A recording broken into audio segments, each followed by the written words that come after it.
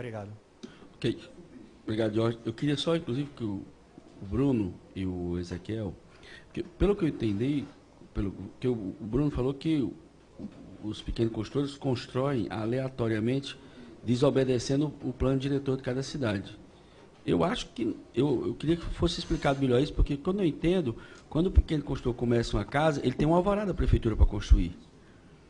Então, eu acho que não é... Eu não sei se eu não entendi direito ou se tem uma questão, porque eu acho assim, o plano... E nós estamos falando da maior parte dos pequenos construtores constroem lotes que já estão dentro de situações habitadas. Então, você tem uma rua inteira, tem 3 ou 4 lotes que não foram construídos, ele vai lá, compra aquele lote que já está numa área habitada, dentro do plano diretor. Porque, assim, é importante a gente discutir o que é conceito. O que é conceito ideal de cidade. E aí, se você botasse aqui 20 arquitetos urbanistas, cada um ia ter uma concepção de plano diretor diferenciada. Tem um que é adensamento, tem um que é mais horizontal, tem um que define shopping nas pontas da cidade, tem outro que detesta shopping, tem outro que quer valorizar o centro. Então, cada um vai ter um conceito. Se o cabo estiver inspirado em Barcelona, por exemplo, ele vai ter uma perspectiva. Se o cabo estiver inspirado em Las Vegas, vai ter outra perspectiva. Então, essas coisas é importante para a gente entender que uma coisa é o conceito, outra coisa é a realidade concreta, como ela se dá e como é que a gente faz a interferência na sociedade. Isso é uma coisa muito importante entre o controle externo e as políticas públicas, porque o controle externo ele tem um conceito que ele trabalha, que é ideal. Então, eu inclusive, entendo que nós temos que fazer um esforço nesse país para construir plano diretor nos pequenos e médios municípios. E eu estou defendendo mais ainda. O que é que eu estou defendendo? Que esse é o grande dilema que surgiu na Constituição de 88. Como é que você faz processos e planos ascendentes no país? Porque nós somos o único país do mundo que tem a descentralização política, administrativa e financeira para os municípios. A Europa inteira, ou os países são unitários, ou eles são confederados. Por exemplo, nenhum município da Europa municipalizar a saúde. O Brasil é o único país do mundo que municipalizou a saúde.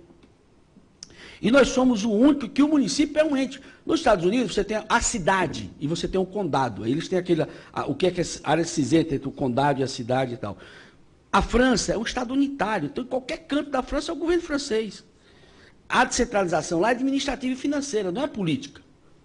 Nós estamos falando de 5.570 municípios que têm a autonomia política para qualquer coisa. Mas você tem que resguardar, dentro da própria Constituição brasileira, a colaboração técnica e financeira com os estados e a União. Por quê? Porque nenhum município faz política habitacional sem a Caixa Econômica, sem o Ministério da Cidade. E nenhum estado faz política habitacional. E o Ministério da Cidade também não executa nada.